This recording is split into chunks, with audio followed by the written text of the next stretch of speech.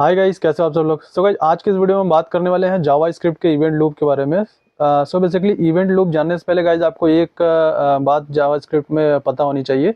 जैसे कि जावा स्क्रिप्ट एक single threaded synchronous programming language है। ठीक है, सिंगल थ्रेड का मतलब कि वो एक टाइम पे एक ही टास्क को परफॉर्म कर सकता है। ठीक है, लेकिन फिर भी वो जो है एसिंक्रोनस टास्क को वो परफॉर्म करता है। एसिंक्रोनस टास्क का मतलब है जैसे कि जो टास्क टाइम टेकिंग टास्क हैं, ठीक है, जैसे कि API calls, set time out, आपका डॉम इवेंट्स, इन सबको भी वो हैंडल कर लेता है। कैसे हैंडल कर लेता है?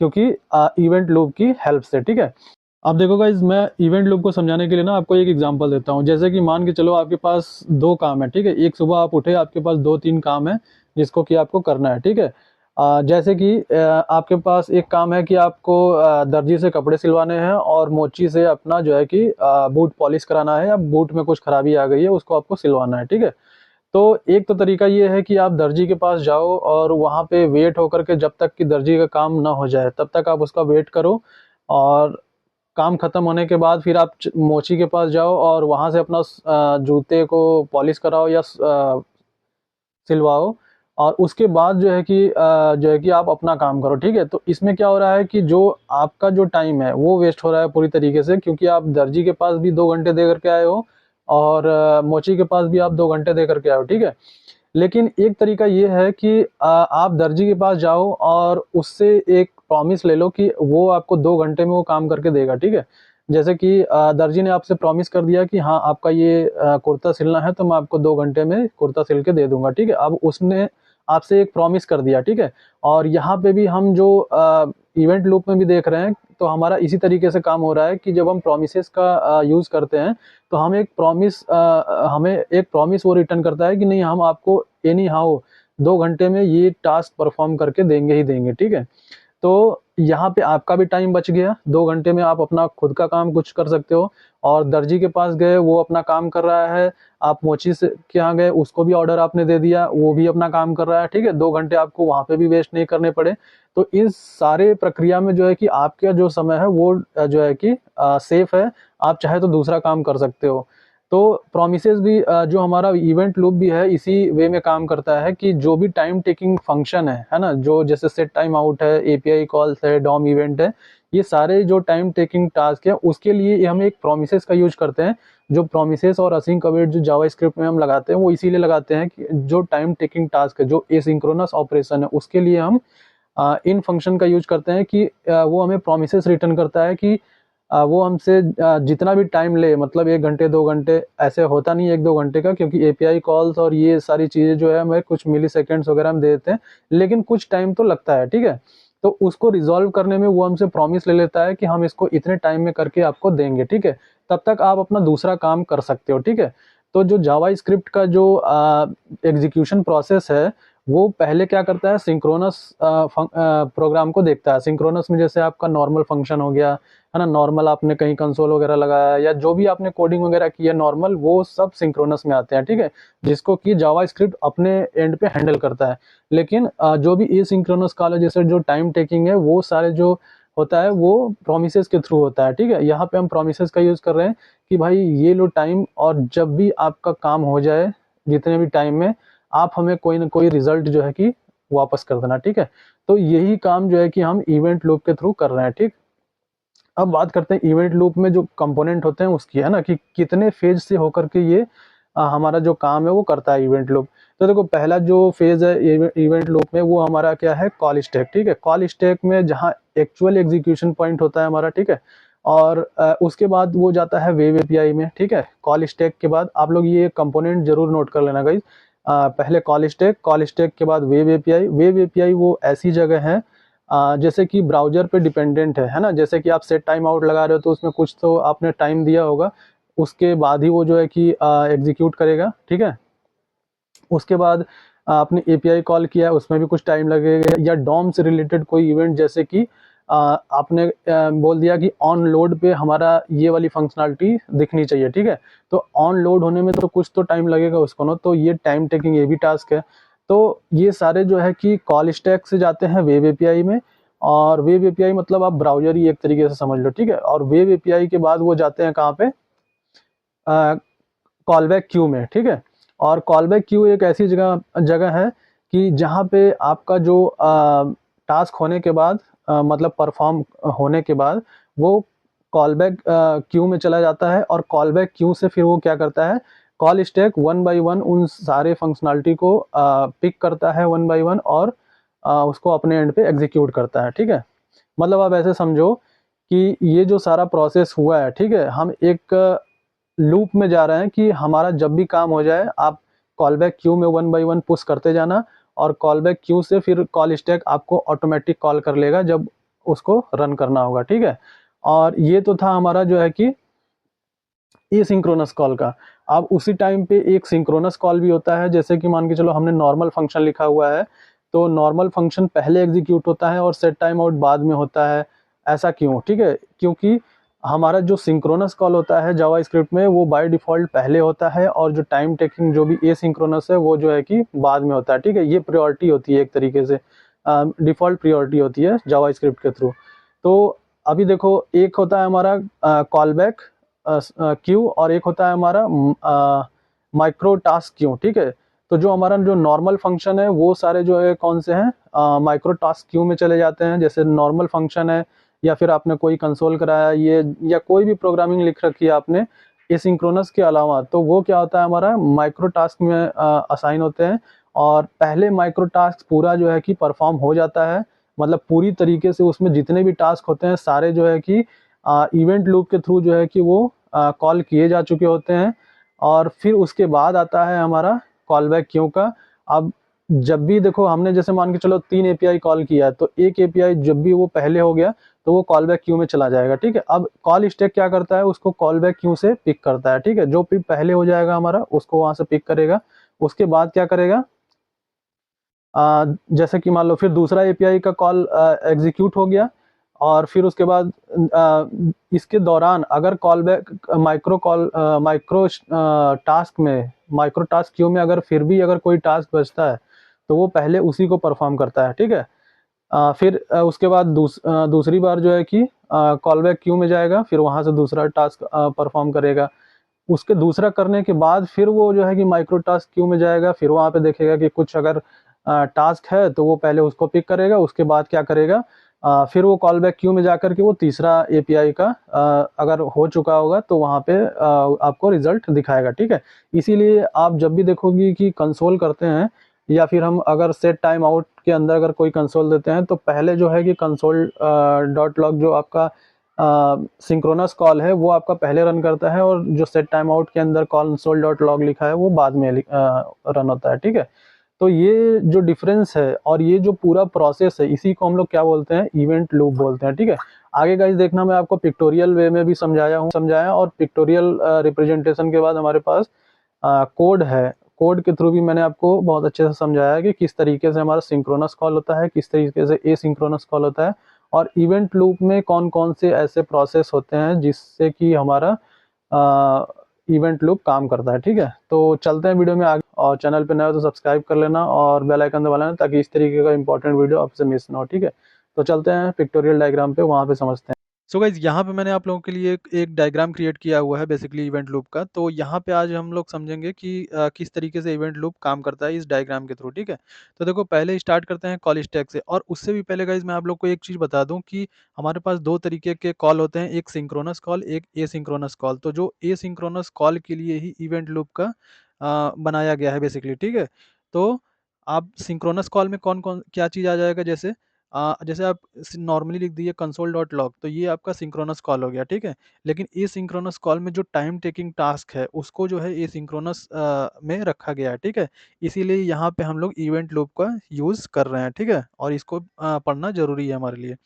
तो देखो बेसिकली होता ये है कि इवेंट लूप में जैसे एक हमारे पास होता है कॉल स्टैक। ठीक है, कॉल स्टैक जो हमारा जो होता है एग्जीक्यूशन पॉइंट, यहीं पे सारे कॉल आकर के रुकते हैं, और यहीं से जो है कि हमारा एग्जीक्यूट होता है सारा। ठीक है, तो अब देखो जब ये एसिंक्रोनस है तो एसिंक्रोनस में भी हमारे पास दो टाइप के जो होते हैं वो क्यू होते हैं। ठीक है, अब पहला देखो क्या होता है, माइक्रो टास्क क्यू, और दूसरा जो होता है वो कॉल बैक क्यू, ठीक है।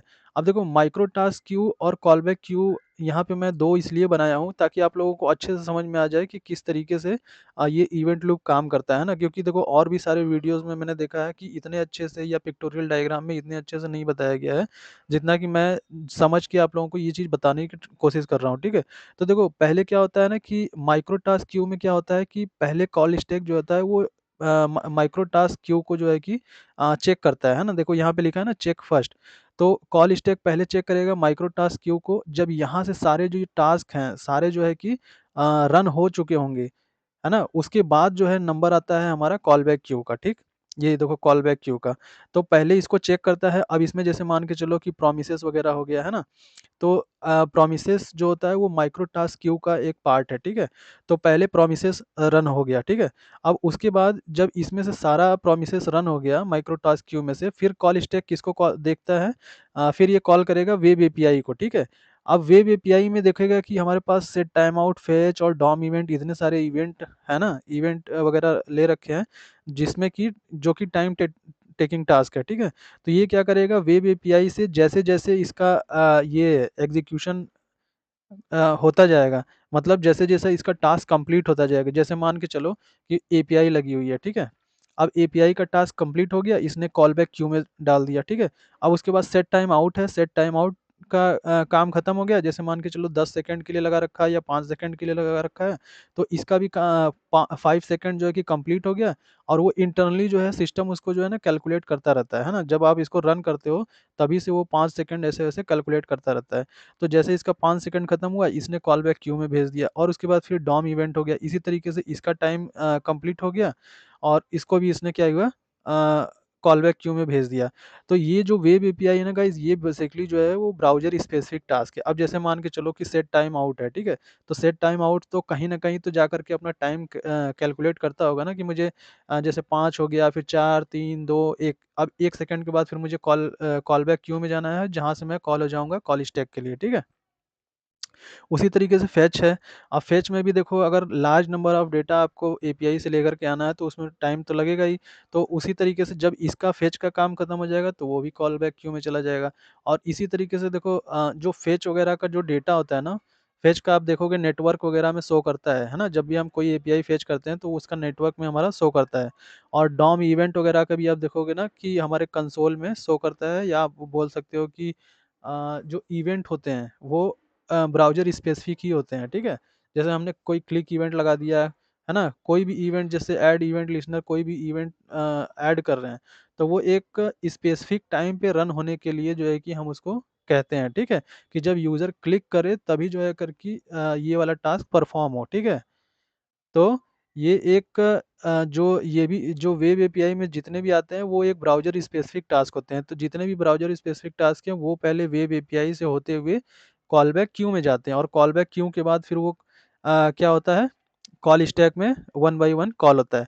लेकिन गाइस देखो एक चीज़ मैं आपको और बता दे रहा हूँ कि माइक्रो टास्क क्यू खत्म होने के बाद इसमें से जितने भी टास्क होंगे सब कंप्लीट होने के बाद ही जो है कि वो ये कॉल बैक क्यू को कॉल करेगा, ठीक है? कॉल बैक क्यू से ये डेटा अपना जो पहला टास्क इसका होगा वो पिक करेगा, ठीक है? अगर मान लो कि ये माइक्रो टास्क कंप्लीट हो गया, फिर उसके बाद क्या करेगा ये कॉल स्टैक जो होता है वो कॉल बैक क्यू में चेक करेगा कि कोई टास्क है तो नहीं हमें मुझे यहाँ पे एग्जीक्यूट करने के लिए। तो फिर अगर मान लो कि उसको एक टास्क मिल गया, ठीक है? तो वो क्या करेगा उस टास्क को एग्जीक्यूट कर देगा। लेकिन फिर उसके बाद क्या है एक टास्क एग्जीक्यूट करने के बाद ये कॉल स्टैक जो है दूसरी बार यहाँ से नहीं लेगा। फिर वो चेक करेगा पहले माइक्रो टास्क क्यू को, ठीक है? अगर इसमें कोई फिर से आ जाता है मतलब जब भी ये एग्जीक्यूट हो रहा है पहला वाला टास्क इसका, लेकिन उससे पहले ही अगर माइक्रो टास्क में कुछ आ गया तो ये पहले जो है प्रायोरिटी फिर से इसको पिक कर लेगा माइक्रो टास्क क्यू को, ठीक है?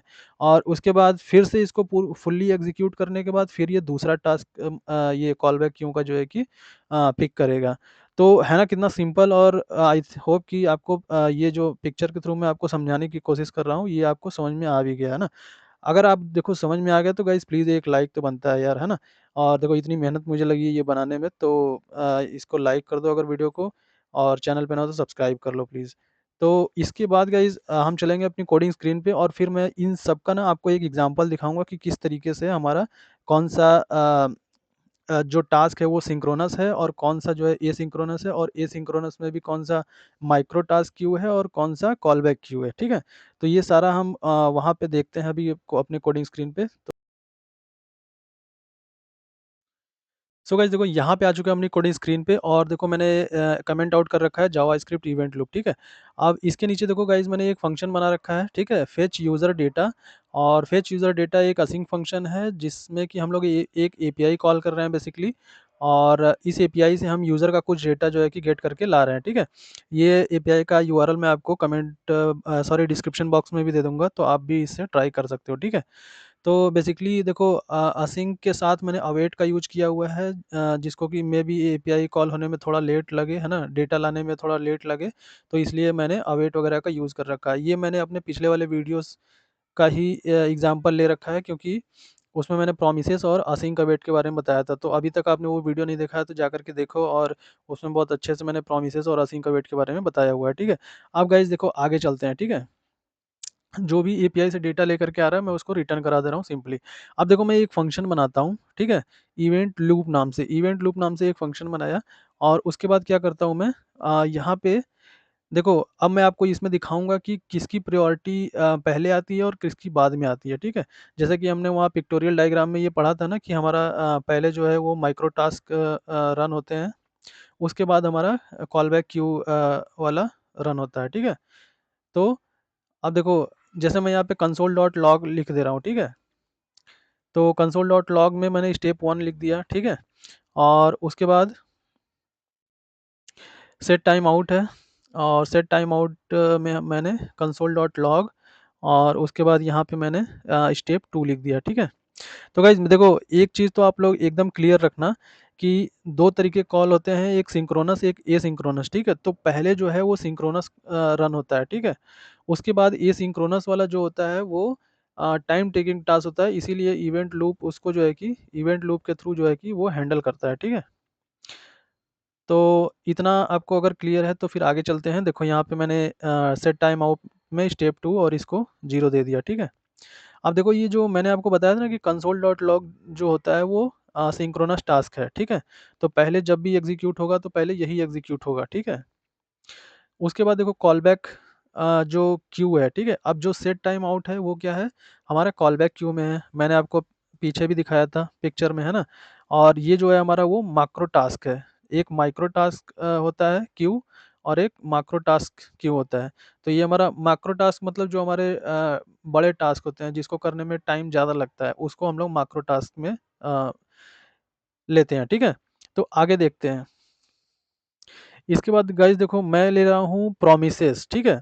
अब देखो यहाँ पे वन बाय वन मैं एक एक सबका एग्जांपल ले लूँगा कि कौन से हमारे जो है कि सिंक्रोनस में आते हैं, कौन से एसिंक्रोनस में आते हैं और एसिंक्रोनस में भी जो है हमारे कौन से माइक्रो में आते हैं, कौन से मैक्रो टास्क में आते हैं, वो सारा एक एक एग्जांपल मैं आपको लेकर के दिखाऊंगा, तभी जो है कि आपको पता चलेगा कि किस तरीके से वो हमें आउटपुट दे रहा है और पहले कौन-सा आउटपुट दे रहा है और बाद में कौन-सा आउटपुट दे रहा है, ठीक है?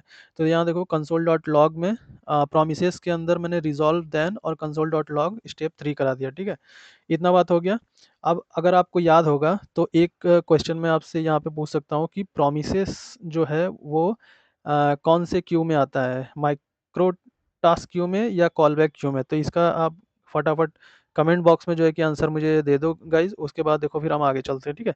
तो अभी इसके बाद देखो कंसोल डॉट लॉग के बाद स्टेप 4 में चलते हैं, ठीक है? सॉरी, अब एक मैंने जो है कि कंसोल डॉट लॉग स्टेप 4 में भी करा दिया। अब उसके बाद देखो देखो अब मैं क्या कर रहा हूँ, जो मैंने ऊपर एपीआई रखा हुआ है ना उसको कॉल कर रखा हूँ, कॉल कर रहा हूँ, ठीक है?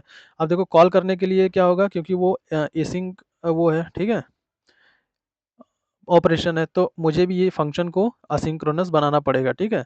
असिंक्रोनस बनाने के बाद देखो मैं इसको एपीआई को कॉल करूँगा सिंपल, यहाँ पे const user data is equal to await लगाना पड़ेगा, ठीक है? देखो अवेट इसलिए लगाते हैं कि हमारा जो एक्चुअल डेटा है ना एपीआई से वो हमें गेट करके आ जाए, है ना? क्योंकि जो असिंक फंक्शन है वो तो प्रोमिसेस रिटर्न करता है, और प्रोमिसेस को हम बिना बिना अवेट के हैंडल नहीं कर सकते हैं, है ना? बिना अवेट के वो हमें एक्चुअल डेटा नहीं देगा।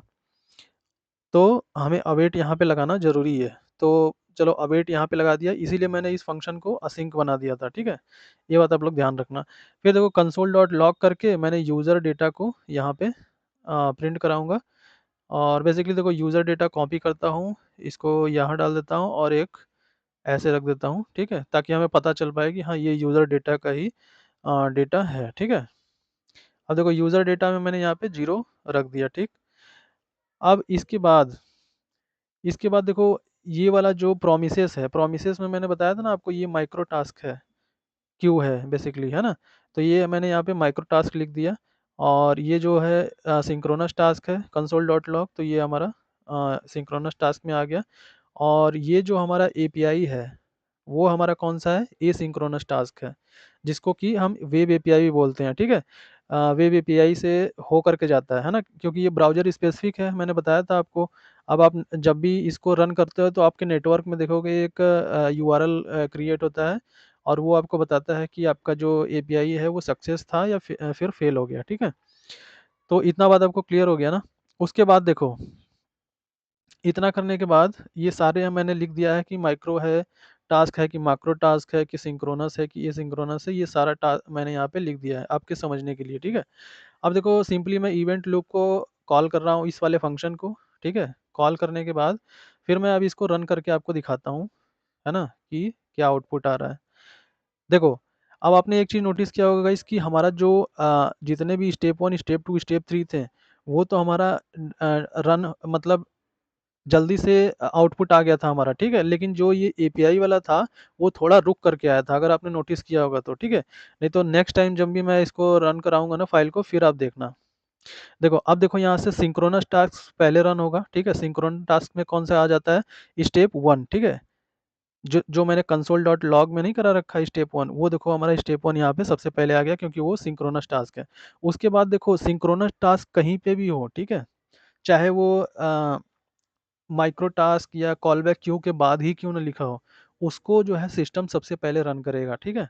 तो देखो मैंने स्टेप 1 जो था, उसके बाद मैंने सेट टाइम आउट प्रोमिसेस लगा रखा था, तो रन तो उसको करना चाहिए था, लेकिन जो सिंक्रोनस टास्क की जो प्रायोरिटी होती है वो हाई होती है ना? सबसे पहले जो सिस्टम है उसको रन करता है। तो देखो यहाँ पे स्टेप 1 आने के बाद कंसोल डॉट लॉग में स्टेप 4 आ गया, ठीक है? और स्टेप 4 मैंने देखो सेट टाइम आउट और प्रोमिसेस के बाद लिख रखा है, ठीक है? और उसके बाद देखो यहाँ पे माइक्रो टास्क में उसके बाद जो प्रायोरिटी होती है वो माइक्रो टास्क की होती है। माइक्रो टास्क मतलब जैसे प्रोमिसेस की। देखो जैसे स्टेप 3 पे मैंने यहाँ पे कर्सर पे इसको सेलेक्ट किया हुआ है। तो जो आप देखोगे ऊपर कोड में promises dot resolve dot then और कंसोल डॉट लॉग स्टेप 3, तो ये जो है हमारा माइक्रो टास्क है। तो उसके बाद जो है सिंक्रोनस टास्क के बाद हमारा जो प्रायोरिटी आती है वो किसकी आती है? माइक्रो टास्क की आती है, ठीक? और माइक्रो टास्क के बाद किसकी आती है? मैक्रो टास्क की आती है। मैक्रो टास्क में जैसे कॉलबैक वगैरह या फिर एपीआई कॉल्स, है ना? इस तरीके का। तो आई होप कि देखो आपको बहुत अच्छे से यार क्लियर हो गया होगा, है ना? देखो जैसे ये मैक्रो टास्क है, मतलब कॉलबैक क्यू में ये चला जाता है, तो इसका जो प्रायोरिटी है वो सबसे लो होता है एक तरीके से। तो ये अब कॉल स्टैक जो है सबसे लास्ट में इस कॉलबैक क्यू को कॉल करता है, और उसका जो है डेटा यहाँ पे देखो हमें प्रिंट करा रहा है स्टेप 2, ठीक है? अब उसके बाद क्या है? एसिंक्रोनस टास्क का जो है कि प्रायोरिटी है, ठीक है? सबसे लास्ट है। तो उसके बाद देखो यूज़र डेटा का जो भी हमारा यूज़र डेटा था, वो हमारा यहाँ पे प्रिंट हो गया। अब गाइस देखो एक क्वेश्चन यहाँ पे ये भी आता है सवाल कि अगर हम ये जो फेच एपीआई डेटा है, अगर इसको जो हमने एपीआई कॉल कर रखी है, इसको सबसे पहले अगर हम इवेंट लूप फंक्शन के में दें, तो क्या होगा, ठीक है? तो देखो प्रॉब्लम ये है गाइस कि आप लोग ये सोचो कि अगर हम पहले देते हैं, तो ये सबसे लास्ट में रन कर रहा है, तो वो पहले मतलब जब हम इसको इवेंट लूप के में भी अगर पहले डालेंगे, तो ये सबसे लास्ट में रन करेगा, लेकिन ऐसा नहीं है। क्योंकि देखो यहाँ पे अवेट लग रखा है, ठीक है? फेच यूज़र डेटा के पहले देखो अवेट लग रखा है। तो ये क्या करेगा, सारे टास्क को होल्ड पे डाल देगा, ठीक है? चाहे वो कंसोल डॉट लॉग हो, मतलब सिंक्रोनस टास्क हो, चाहे एसिंक्रोनस में आपका माइक्रो टास्क हो या मैक्रो टास्क, वो सबको क्या कर देगा, होल्ड पे डाल देगा। जैसे ही उसको अवेट मिलेगा ना, वो उस सबको होल्ड पे डाल देगा। फिर आपका यूज़र डेटा का जब तक वो क्लियर नहीं कर लेता है ना, वो डेटा लेकर के आ नहीं जाता, तब तक आगे वो नहीं बढ़ेगा। तो इसीलिए मैंने इस फेच यूज़र डेटा को सबसे लास्ट में किया हुआ है, ताकि आप लोगों को समझ में आ जाए। और जो मैं बोल रहा हूँ वो भी आप लोग एक बार करके देख लेना, है ना। फेच यूज़र डेटा को सबसे ऊपर रख करके देखना, देखना क्या आउटपुट आता है ना। क्योंकि अवेट लगा है तो वो अवेट जो है सारे उसको जो है होल्ड पे डाल देगा, और पहले जो है कि फेच यूज़र डेटा को लेकर के आएगा। अब देखो गाइज, चलते हैं आगे, ठीक है। देखो यूज़र डेटा से सारा डेटा हमारा आ गया, है ना। क्योंकि मैंने इसमें 10 डेटा है ऑलरेडी, तो मैंने यहाँ पे ज़ीरो वाले इंडेक्स को गेट किया है बेसिकली, है ना।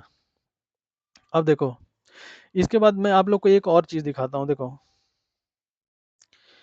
एक और चीज़ दिखाता हूँ यहाँ पे कि अ, देखो मैंने प्रोमिसेस को यहाँ पे कॉपी कर दिया, और प्रोमिसेस कॉपी करने के बाद इसमें लिख रहा हूँ स्टेप 5, और स्टेप 5 के बाद फिर मैंने देखो प्रोमिसेस के अंदर मैं सेट टाइम आउट दे दे रहा हूँ, ठीक है।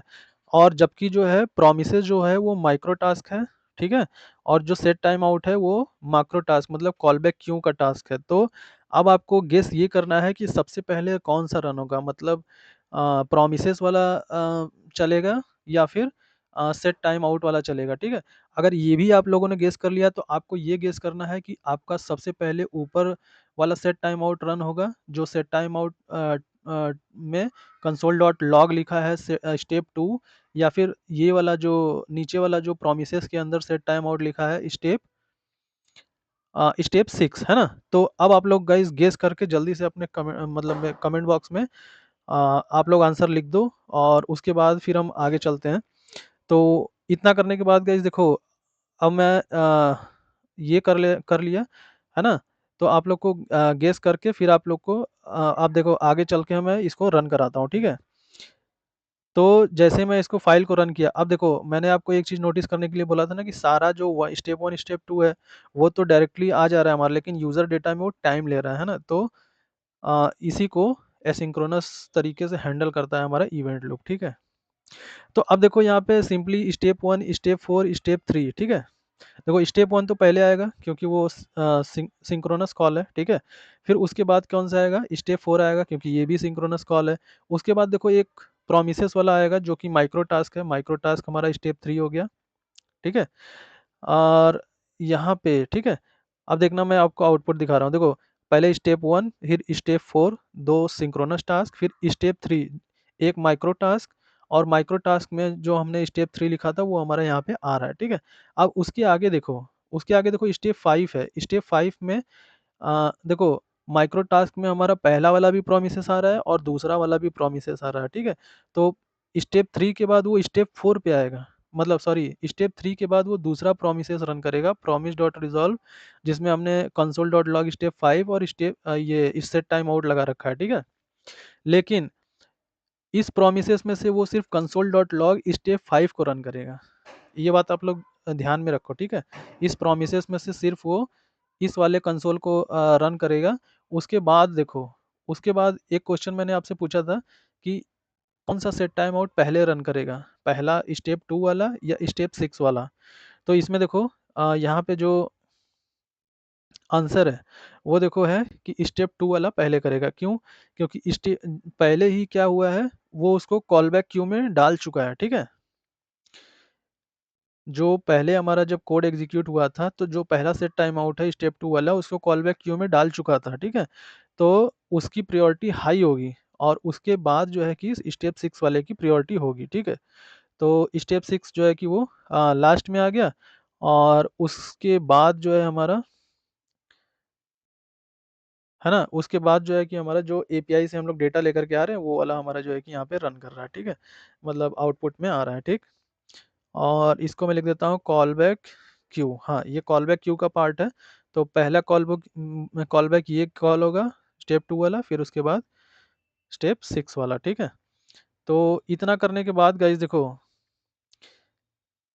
अब इतना तो हो गया। इतना करने के बाद देखो हमारा यूज़र डेटा भी आ गया, और तो आई होप कि देखो सारा जो है कि प्रोसेस आप लोगों को क्लियर होगा, है ना। कोई भी प्रॉब्लम आई थिंक यहाँ पे हैप्पी कोडिंग, है ना, हैप्पी कोडिंग। सो गाइस देखो, अगर आपको वीडियो पसंद आया तो प्लीज़ वीडियो को लाइक कर दो, और चैनल पे नया है तो सब्सक्राइब कर लो और बेल आइकन दबा लेना, ताकि इस तरीके का वीडियो आपसे मिस ना हो, ठीक है।